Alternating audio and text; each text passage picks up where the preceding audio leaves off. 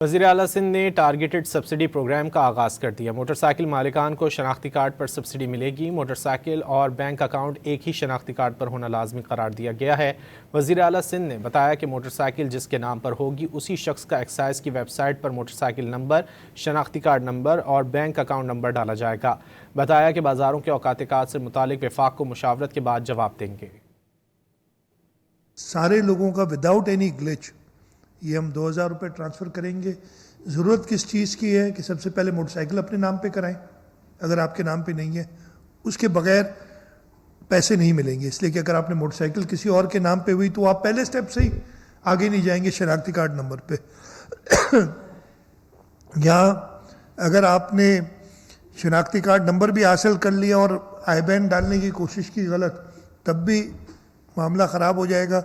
इसलिए अगर आपके नाम पे नहीं है वो बैंक अकाउंट, तो वो उसी के नाम पे जा सकते हैं पैसे जिसके नाम पे बैंक अकाउंट है। तो ये मेरा आपसे वादा था कि आज मैं आपको बता दूंगा। हमारी आज सुबह तमाम ताजरान से मुलाकात हुई है, रेस्टोरेंट ओनर्स से, शादी हॉल ओनर्स से। उन सब के अपने अपने व्यूज़ अलग अलग थे।